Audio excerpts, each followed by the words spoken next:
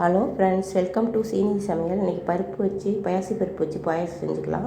அதுக்கு 100 கிராம் பருப்பு எடுத்து 1 டீஸ்பூன் நெய் ஊற்றி வறுத்துட்ருக்கேன். ஒரு 3 டீஸ்பூன் அதோட கடலைப்பருப்பு சேர்த்து வறுத்துக்கலாம். கொஞ்சம் செவந்து வந்தோடனே ஒரு 5 நிமிஷம் நல்லா ஹையில் வச்சு நல்லா வறுத்துக்கோங்க. செவந்து வந்தோடனே நம்ம குக்கரில் மாற்றிட்டு ஒரு 1/2 லிட்டர் தண்ணி ஊற்றி வேக வச்சுக்கலாம். 3 விசில் வர வரைக்கும் வேக வச்சுக்கலாம்.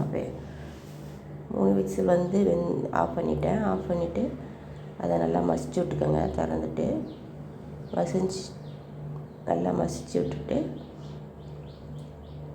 ஒரு 100 கிராம் பாசிப்பருப்பும் 3 டீஸ்பூன் கடலைப்பருப்பும் போட்டிருக்கேன்.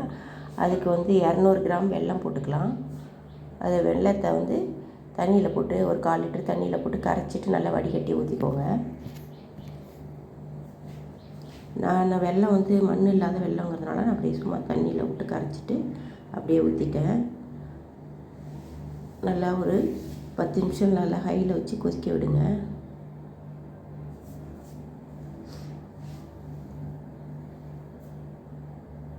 நல்லா கொதிச்சோன்னா ஒரு 4 ஏலக்காய் பொடி பண்ணி அதில் போட்டுக்கோங்க.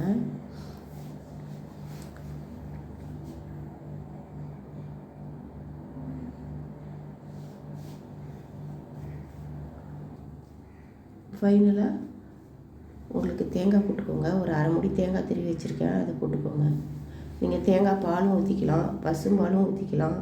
தேங்காயை தண்ணிக்கு பதில் பால் ஊற்றிக்கலாம். இனிப்பு தூக்கி குடிக்கிறதுக்கு ஒரு பிஞ்சு கல்லுப்பு போட்டிருக்கேன். நிறையா போட்டுறக்கூடாது, ஒரு பிஞ்சு போட்டால் போதும்.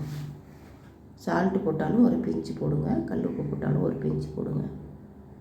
இப்போ ஒரு 10 நிமிஷம் நல்லா கொதிக்க வச்சுட்டு இறக்கிட வேண்டியதான். பருப்பு பாயசம் ரெடி. உங்களுக்கு இந்த வீடியோ பிடிச்சிருந்ததுன்னா சப்ஸ்கிரைப் பண்ணுங்கள், கமெண்ட் பண்ணுங்கள், ஷேர் பண்ணுங்கள், லைக் பண்ணுங்கள். முதல் முறையாக என் சேனலை பார்க்குறவங்களா இருந்தால் அவசியம் சப்ஸ்கிரைப் பண்ணுங்கள். சிம்பிளான டேஸ்டியான பாயசம் ரெடி.